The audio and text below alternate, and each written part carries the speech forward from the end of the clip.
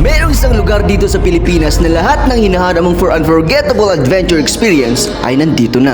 Naggaganda ang tanawin, naglalakihan na waterfalls at masasarap na pagkain. Gusto mo malaman kung saan? Umay kayo dito sa Tabuk City, Kalinga Province.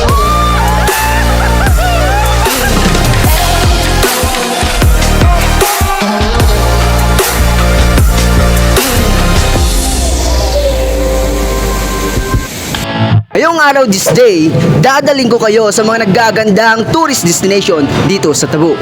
Tara! If you're looking for fresh air, perfect sa iyo ang Talama View Deck, kung saan makikita mong nakakamanghang tanawin ng Tabuk. For only 10 pesos na entrance fee, maaari ka nang mag-selfie sa 360 view. Pwede ka rin mag-relax sa malambot na damo o mag-enjoy sa simoy ng hangin. This is a perfect place para mag-picnic kasama ang friends and family.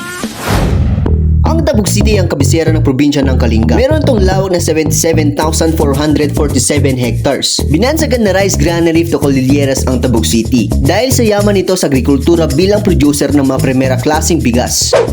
Di lang din ito mayaman sa agrikultura, kundi pati na rin sa tradisyon at kultura. Tuwing buwan ng Hunyo, pinagdiriwang ang Mataguan Festival. Ang ibig sabihin ng Mataguan ay Zone of Life dahil ito ang sentro ng edukasyon, komersyo, recreational area ng iba't ibang bayan ng lalawigan ng Kalinga. Speaking of rich culture, dito mo matatagpuan ang isa sa pinakamatandang village dito sa Pilipinas. Ito ang Naning Heritage Village. Kilala ang Naning Heritage Village sa mayamang kultura at sa tradisyonal na bahay na gawa pa noong 1920s. Ang pangalang Naning ay galing sa salitang nano, nang ibig sabihin ay baha. Dahil kapag bumabagyo raw noon ay tumataas ang tubig mula sa Chico River. Marami ng taon ang lumipas, matitibay pa rin ang mga bahay dito. Gawa kasi ito sa hardwood gaya ng nara, giho at lawang. Dito rin sa Naning Heritage Village matatagpuan ang pinakamatandang simbahan dito sa Tabuk City na itinatagpuan ng mga Belgian missionaries, ang St. Joseph Parish Church. At syempre, hindi mawawalang pinagmamalaki ng mga taga-Naning, ang Inandila. Naging bahagi na ng tradisyon ng mga taga-Naning ang Inandila. Pinaniniwalang pinagtitibay nito ang mas mahigpit na ugnayan ng pamilya at pagkakaisa ng mga tribo.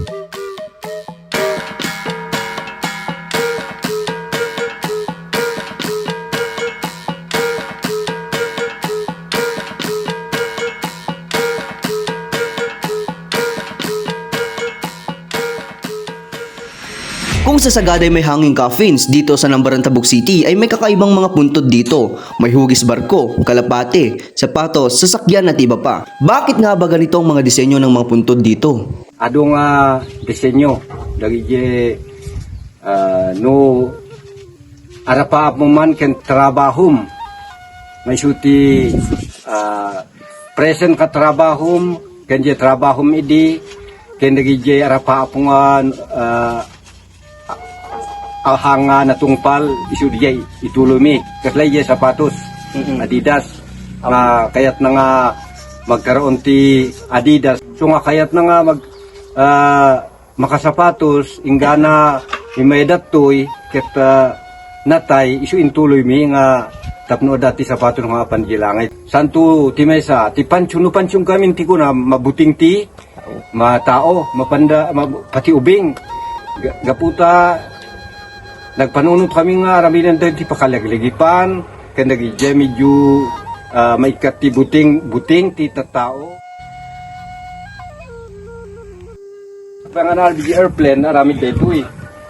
Tapno dito van ibunag na diya tao kararwa itayabmit ni DJ nga airplane nga pa DJ heaven. Simbaan isu ti first nga idi jay tulgaw idi awanti simbahan iso nga mabalin nga agpakita kan kati anito kata edisyon nek simbahan ti first nakatikis ijay tulgaw kat ni Rafael Binulok so nga idi siyempre natay simbahan ti inaramid mi saka kasi ti paka-history na isumit lang di bagbagan na ijay uping nata aming aramiden no handa nga ibaga ken handa nga istoryaan mit lang diya history na tano sakbang aramiden numalpas diya istorya di subit lang ti ilis-listami tapno mabuo nga dati history na.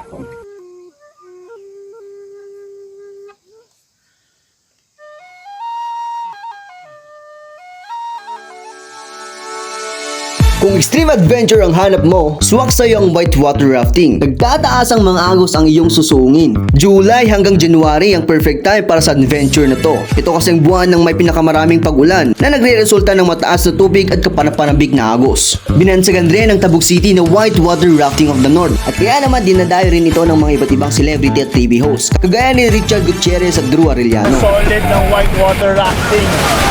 May adrenaline rush.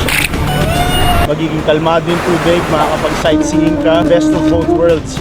Highly recommend.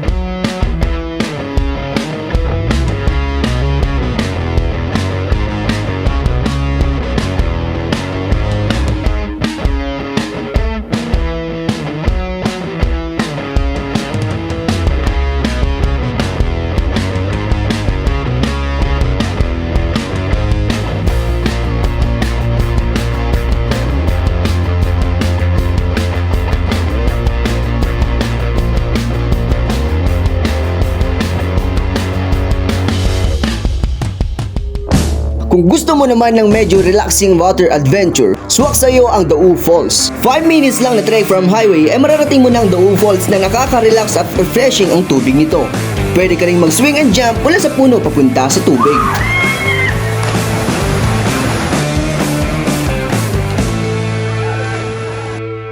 At syempre, hindi makukompleto ang pagbisita mo dito sa Tabuk kung hindi mo matitikman ang pinikpikan.